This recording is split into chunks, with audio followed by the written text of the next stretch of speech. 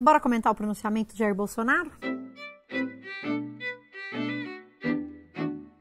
Se você acabou de chegar nesse canal, meu nome é Jana Viscardi, sou eu mesma, dona e proprietária desse modestíssimo espaço. Sejam todos muito bem-vindos. Você pode me acompanhar nas diferentes redes sociais, pode patrocinar a produção de conteúdo desse canal lá no padrim.com.br/Jana Viscardi, ou então através do programa de membros aqui no YouTube mesmo. E você pode, claro, compartilhar esse conteúdo com outras pessoas. Se você me acompanha há algum tempo, já deve ter me visto fazendo algumas análises sobre os pronunciamentos de Jair Bolsonaro. Já faz algum tempo que eu não faço esse tipo de comentário aqui no canal e é para isso que eu estou aqui hoje. Jair Bolsonaro deu um pronunciamento na televisão no dia 2 de junho de 2021 e é sobre esse pronunciamento que a gente vai conversar aqui hoje. Mas antes é preciso fazer um apontamento importante. Este vídeo não é uma checagem de fatos dos elementos trazidos no discurso de Jair Bolsonaro. Isso é importante de ser dito, mas eu deixo aqui embaixo links para que você acompanhe justamente aquilo que ele está dizendo e distorcendo a partir dos dados que ele faz uso na fala dele, tá bem? Hoje eu vou fazer apontamentos de maneira mais geral e vou destacar alguns elementos desse discurso, o que significa que eu não vou olhar parágrafo a parágrafo. Hoje o meu interesse não é esse. Mas, de novo, eu deixo aqui embaixo um link para que você veja o discurso inteiro, linha a linha, e então consiga acompanhar o que é que eu estou discutindo aqui. Acho que, em primeiro lugar, a gente tem que pensar a que serve um pronunciamento, né? Então, pronunciamentos, eles vêm em circunstâncias em que algo grave aconteceu. Pronunciamentos também vêm quando é preciso anunciar medidas novas que vão acontecer. Pronunciamentos também acontecem quando um governante quer dar destaque às suas ações, enfim, são várias as razões para a ocorrência de um pronunciamento. E para se avaliar essas razões, é preciso não só ter atenção ao pronunciamento, mas ao cenário em que ele está inserido. No caso do Brasil, nós não podemos ignorar que nós estamos falando de um momento em que a pandemia ainda não está controlada. Então, esse pronunciamento que acontece em junho de 2021, acontece em meio a uma grave pandemia que está descontrolada no Brasil. Além disso, esse pronunciamento acontece também no momento em que Jair Bolsonaro vem sendo pressionado em função de uma CPI que avalia justamente as suas ações diante da pandemia. Além disso, há também um outro elemento que pode ser destacado aqui, que é a corrida presidencial. Isso não pode ser ignorado. Outras figuras importantes do cenário político brasileiro vêm se articulando e vêm falando publicamente sobre isso. E é claro que aqui eu não tenho como não mencionar o Lula, que é uma dessas figuras, para além de outras que também têm aparecido por aí. Isso tudo é importante para a gente pensar a ocorrência desse pronunciamento, porque dentro dele há elementos que nos fazem pensar na importância dessas ocorrências para que esse pronunciamento aconteça. E a fala do Jair Bolsonaro, ela começa com essa frase que é do "sinto profundamente cada vida perdida em nosso país". Então ele já começa para dizer, tá vendo? Eu estou dizendo o que eu sinto. E na sequência ele tem dois parágrafos que aqui nos interessam pela forma como reverberam por aí. Porque um pronunciamento, ele não está isolado, né? Ele vem nesse contexto histórico, produzido por alguém que, enfim, tem também uma história e uma trajetória, e depois essas falas, elas vão salpicar por aí, como salpicam aqui neste canal, com interpretações daquilo que ele disse. E eu já quero, logo, falar de uma dessas interpretações que me chamou bastante atenção. Porque esses dois parágrafos seguintes ao "esse sinto profundamente" vão falar sobre a vacina. E o que é que eles dizem? Aqui vou lê-los integralmente, você pode ver aí na tela. Hoje alcançamos a marca de 100 milhões de doses de vacinas distribuídas a estados e municípios. O Brasil é o quarto país que mais vacina no planeta. De novo, isso não é checagem de dados, mas é importante dizer que esse é um dado distorcido, porque quando você faz comparativo à população que o país tem, a gente está, sei lá, na 89ª posição de países que têm promovido aí a vacinação. Ou seja, nós não somos o quarto país que mais vacina. O que me chamou a atenção aqui? Ele está fazendo afirmações declarativas sobre a vacina. Ele não está dizendo a você, vá se vacinar, porque isso é importante. E por que é que eu estou te dizendo isso? Porque na sequência ele vai dizer, neste ano, todos os brasileiros que assim o desejarem serão vacinados. Vacinas essas que foram aprovadas pela Anvisa. Lendo a repercussão do discurso nas redes, eu vi uma postagem da Folha de São Paulo que começa assim, você vê aí na tela também, agora defendeu a vacina. E esse agora vem antes de uma vírgula para destacar que é tipo apenas nesse momento, 1 ano e meio depois do início da pandemia, que ele vai defender a vacina. Mas o uso desse verbo é um problema, porque ele enquadra essa situação de maneira equivocada. Bolsonaro, no seu discurso, não defendeu a vacina. Ele fez afirmações com dados, ainda que distorcidos, sobre vacina no Brasil. E disse que quem quiser vai se vacinar. Isso é o que ele diz desde sempre. Ele já disse em outros momentos que ele não ia obrigar as pessoas a se vacinarem. E essa é uma outra versão dele dizer, não vou obrigar as pessoas a se vacinarem. Só que dessa maneira, mas entre aspas suavizada, ele disse que todos os brasileiros que assim o desejarem serão vacinados. Observe que isso não é defender a vacina. Como eu disse antes, defender a vacina seria fazer o que outras tantas pessoas, outros tantos governantes dos países já fizeram, quer dizer, a vacina é importante, salve a ciência, seja lá o que for. Ele não fez nada disso. Então, atenção à maneira como isso vai sendo interpretado aí em outros lugares, porque defender a vacina dependeria de ele ter um outro tipo de postura. A performance que ele está fazendo aqui não é de defesa, é de declaração de informações sobre a vacina e de um anúncio, de um suposto anúncio de que todos serão vacinados este ano. É interessante a gente pensar a relação, né, neste ano, com o que Dória, que é o governador de São Paulo, tinha dito, sei lá, 1 ou 2 dias antes, ou no mesmo dia até, que toda a população do estado de São Paulo estaria vacinada ainda este ano, no meio do segundo semestre, ou algo assim. É interessante pensar sobre isso, porque ele está dizendo aqui que todos os brasileiros que assim desejarem vão ser vacinados. Então, observe o quanto é importante a gente pensar esses elementos que orbitam em torno do pronunciamento para pensar por que é que esse pronunciamento está acontecendo e por que é que, não só o pronunciamento está acontecendo, mas essas informações estão sendo colocadas aqui. De novo, nós vamos esquecer aí da CPI, da Covid e tudo mais. E esse outro elemento fundamental, que é essa prévia de campanha, essa disputa política que já acontece. Ele não é o único que faz isso. João Dória também faz isso quando faz lá os seus pronunciamentos para falar sobre a vacina. Ele está o tempo todo em embate com Jair Bolsonaro. Então, Jair Bolsonaro não é o único, mas ele é o presidente. Então, ele tem recursos, como, por exemplo, ir a público, assim, nacionalmente, em rede nacional de televisão, para trazer essas informações salpicadas, como ele está fazendo aqui. Ele depois continua falando um pouco sobre a vacina, e adiante ele vai dizer uma coisa que ele já disse outras vezes e que reforça as falas que ele tem desde o começo da pandemia. Ele diz assim, o nosso governo não obrigou ninguém a ficar em casa, não fechou o comércio, não fechou igrejas ou escolas e não tirou o sustento de milhões de trabalhadores informais. É importante observar a maneira como ele coloca isso, porque ele dialoga justamente com as pessoas que defendem a maneira como ele conduziu a pandemia, quer dizer, ele conduziu mesmo a pandemia, né? Não mitigou os problemas da pandemia, ele realmente foi conduzindo a própria pandemia. Vai, pandemia, faça o seu serviço. Mas ele dialoga com essas pessoas que eram contrárias, por exemplo, ao fechamento do comércio, porque ele vai dizer que o nosso, e aqui é muito importante dizer esse nosso, que ele usa esse nosso o tempo todo, o nosso governo não obrigou ninguém a ficar em casa. Então, se tem uma medida que é defendida para a gente conter a pandemia, é o isolamento social.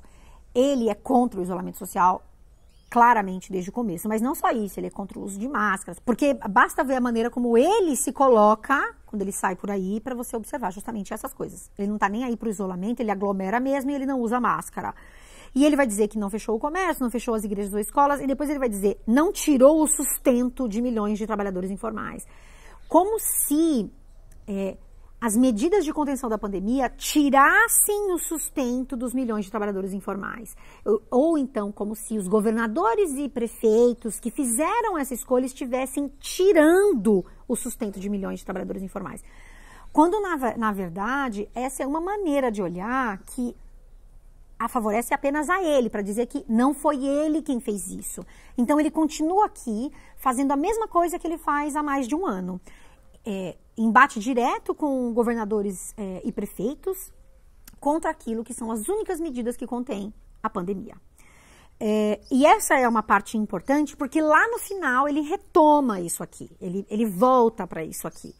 Porque ele vai falar sobre a liberdade, que é uma outra construção significativa dos discursos do Jair Bolsonaro. Ele vai defender um tipo de liberdade, que é essa liberdade aqui que mata muita gente, que é a liberdade de você espalhar o vírus por aí, tá? E não de pensar o que são essas medidas de contenção que depois permitem que a economia floresça, que é, por exemplo, o que você está vendo em outros países. E se falei a palavra economia aqui, não é em vão, porque Bolsonaro defende essa coisa da economia caminhando junto com o negócio da pandemia desde o começo. Mas, na verdade, não é junto, é em cima da questão da saúde, porque ele, por ignorar a questão do isolamento e nunca ter defendido o isolamento, o que ele fez foi contribuir para a propagação do vírus, porque não houve qualquer medida nacional articulada para a gente conter a propagação do vírus, né? E aí, na sequência, ele vai dizer, né? Sempre disse que tínhamos dois problemas pela frente, o vírus e o desemprego, que deveriam ser tratados com a mesma responsabilidade de forma simultânea. E aqui tem uma coisa interessante de pensar o que é essa responsabilidade, o que é que ele está chamando de responsabilidade. O Brasil vive uma grave crise econômica que é piorada pela pandemia, mas não exclusiva da pandemia, não é apenas em função da pandemia que essa grave crise econômica existe. Nós temos mais de 14 milhões de desempregados no Brasil. É grave o nosso problema. Para além, claro, dos desalentados, que são aquelas pessoas que elas desistiram de procurar emprego. A gente tem um problema muito sério, que não se resolve ignorando o vírus. Haja vista outros países que contiveram o vírus, inclusive com essas medidas drásticas de lockdown, e que hoje veem as suas economias aí melhorando. Por quê? Contiveram a pandemia. E ainda assim esses países vêm batendo cabeça. E não porque fizeram o lockdown, mas porque a pandemia é algo excepcional, distinto de tudo aquilo que já vivemos nós que aqui estamos vivos. Tá muito bem? Então, ele continua aproximando essas duas coisas como se uma dependesse da outra, como se o desemprego fosse em função do vírus. E não é só, é anterior a isso, e não é, portanto, em função daquilo que os governadores fizeram para conter o vírus. Aí ele vai falar dos números, e ele faz um comparativo que aqui é importante, porque ele fala do auxílio emergencial. O que ele vai fazer é comparar o auxílio emergencial ao Bolsa Família. O Bolsa Família, esse programa social, ele está diretamente atrelado ao governo do PT, né? Quando se fala em Bolsa Família, se pensa lá no governo Lula. Então, quando ele fala do Bolsa Família, ele não está falando para exaltar o programa, né, que aí está já há tantos anos.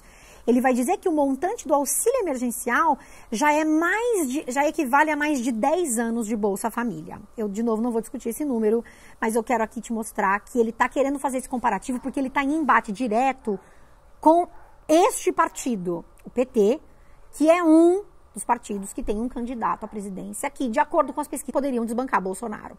Então, veja que essas escolhas, elas não são aleatórias. Aí ele vai trazer aí uma série de medidas, vai falar do PIB, infla, a coisa do PIB, falou da Bolsa de Valores e aí, de repente, ele fala da CEAGESP. E o que ele vai dizer da CEAGESP? A CEAGESP, sob um comando honesto e responsável, apresentou, além de lucro, um ambiente salutar entre os permissionários e funcionários. Observe, gente, que depois ele vai falar de uma ação de Aparecida e de Araraquara, distribuição de alimentos. Ele é o presidente do Brasil. É curioso ele pegar um caso específico e trazer assim, meio que do nada, mas não é do nada. CEAGESP hoje está sob um comando de alguém que foi ele quem botou lá. Então, ele vai chamar desse comando do quê? De honesto e responsável. Foi ele que indicou essa pessoa para estar lá. Tá bem? Que era um cara que já foi comandante da rota. E aí, ele vai falar, na sequência, ele trouxe esse elemento da CEAGESP, ele vai dizer que a CEAGESP socorreu os nossos irmãos de Aparecida e Araraquara. Então, ele vai trazer esse dado e falando que doou dezenas de toneladas de alimentos. circulou um vídeo em maio falando sobre essa ação da CEAGESP. Só que esse vídeo circulou aonde? Nas redes bolsonaristas. Isso é importante para ele, para reforçar a narrativa dele, o discurso dele, daquilo que ele faz e do que os seus apoiadores estão fazendo, do que os seus aliados estão fazendo. Então, trazer a CEAGESP do nada nesse discurso que você não sabe bem por que ele está fazendo, né? Chamou um pronunciamento, ele está falando de tantos assuntos diferentes num mesmo pronunciamento, mas está aqui. Ele está falando de alguém que ele colocou na CEAGESP, ele está trazendo um dado de alguém que é um aliado dele e que aí ajudou essas duas cidades doando toneladas de alimentos. É importante lembrar também que vem sendo discutida a privatização da CEAGESP. E, além disso, na sequência do pronunciamento, ele vai falar sobre as empresas estatais que davam prejuízo e que hoje dariam lucro. E aí, então, ele puxa disso para falar das estatais, vai falar de outras estatais, e aí que davam prejuízo. Bom, enfim, ele vai entrar nessa conversa para falar do que é que no governo dele, que bateu recorde de lucro, o que ele fez e o que os outros não fizeram. Destacando também aqui, né, ao falar das estatais, a questão da corrupção, que ele costumeiramente atrela aos governos anteriores petistas. Vai falar da transposição do Rio São Francisco, ferrovias e tudo mais. E aí, é aqui que me interessa no final, que ele vai dizer. O nosso governo joga dentro das 4 linhas da Constituição. Considera o direito de ir e vir, o direito ao trabalho e o livre exercício de cultos religiosos inegociáveis.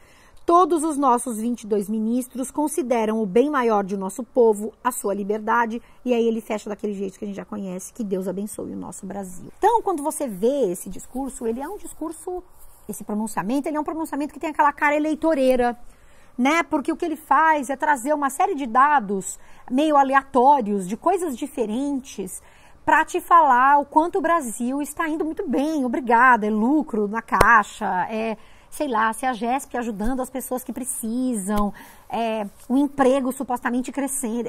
Ele está direcionando os dados para aquilo que interessa a ele.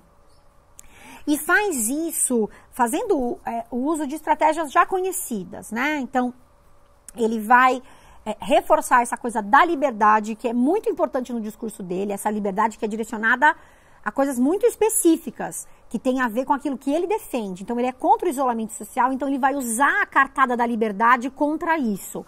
E aqui ele acrescenta, como já fez em outras ocasiões, a questão da Constituição, como se ele fosse o cara que estivesse defendendo a Constituição e o direito das pessoas, a contrário de quem está defendendo o isolamento social. E nisso ele continua batendo de frente com os governadores, como eu disse antes. Tem um outro elemento que ele faz uso durante toda a fala dele, que é essa questão do nosso. Então, é o governo dele, né? Ele vai chamar de nosso governo.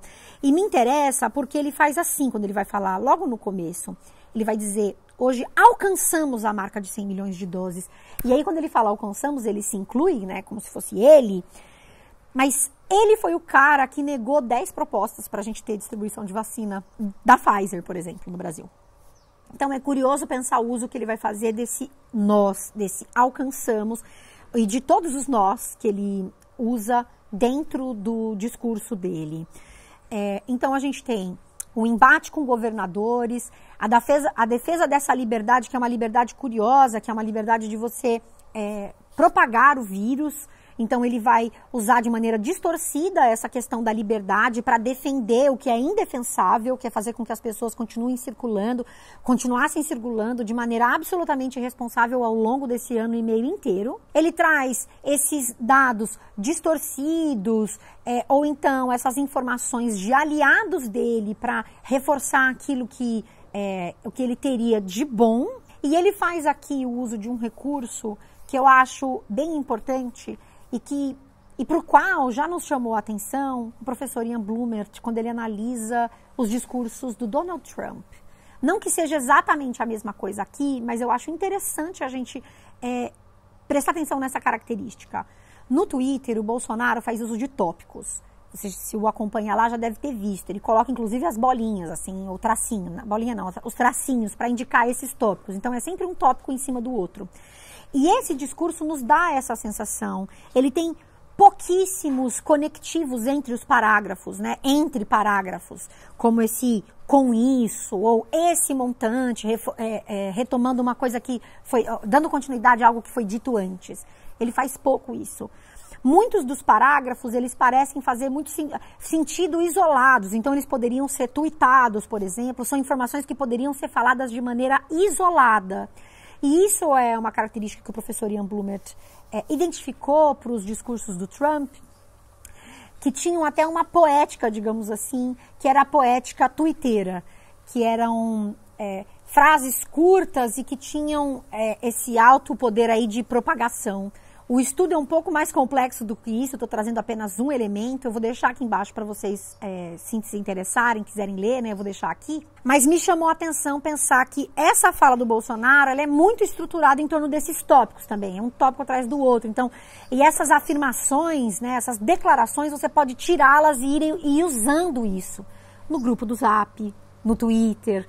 Então, essas informações, elas podem ser usadas descoladas daquele discurso, soltas, em pequenos trechos. E isso é uma característica que me chamou bastante atenção nesse discurso dele, porque aparece mesmo bastante. Várias dessas frases podem ser usadas nesse recurso, como papagaio mesmo, de você ficar repetindo aquela informação, mesmo que ela contenha dados distorcidos, mentiras, meio que não importa, você consegue fazer uso delas nesse formato. Então, não tem muita coisa nova aqui, o que a gente tem de novo novo entre aspas, é esse lugar de muita força eleitoreira, de você ficar divulgando essas informações para mostrar como você é bom, em contraposição a esses outros. Então, você está sempre dando uma indireta, brigando com governadores, você tem diretamente o Dória ou o Lula dentro desse discurso, através desses símbolos, né? A questão da vacina, da CEAGESP ou do direito de ir e vir, do Bolsa Família, esses elementos todos eles conversam com esses outros pontos que tem a ver justamente com o contexto em que a gente está inserido e que não pode ser ignorado quando a gente está falando de um discurso, de um pronunciamento. A gente não ignora quem está falando, para quem está falando e as informações que traz, porque elas são fundamentais para a gente pensar a importância daquilo que está sendo dito, né? E o último elemento que eu esqueci de falar, que tem a ver com esse final, né? Todos os nossos 22 ministros consideram o bem maior de nosso povo essa liberdade. Ele ter que falar pelos ministros, né? Esse lugar de ele reafirmar que os ministros estão com ele, fazem o que ele manda, é um pouco isso, na verdade, o que quer dizer isso aqui.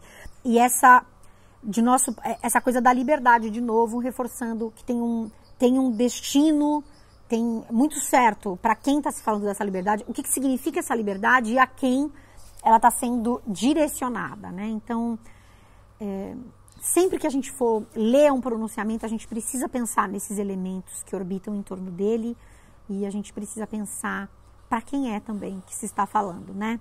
O grupo do Zap pode usar um monte de coisa aqui, um monte. E tem outros elementos que você pode destacar, por isso que eu deixo as informações aqui embaixo para você ver, por exemplo, as checagens de fatos, para ver o que é distorcido, o que é mentira mesmo, o que é inflado, enfim. Um beijo para todo mundo e tchau, tchau. Oi, gente, tudo bem? Durante a edição eu me dei conta que eu acabei esquecendo de trazer um outro elemento que é muito importante, que é essa conversa que ele sempre tem com as bases dele, né, que isso continua aparecendo, nesse pronunciamento também tá aí. Por exemplo, quando ele reforça a questão dos cultos religiosos, né, desses cultos continuarem acontecendo mesmo na pandemia. Ele faz isso de maneira pontual, mas em 2 momentos do texto, então eu decidi vir aqui com um videozinho de celular mesmo para dizer que essa conversa continua acontecendo, tá? Um beijo!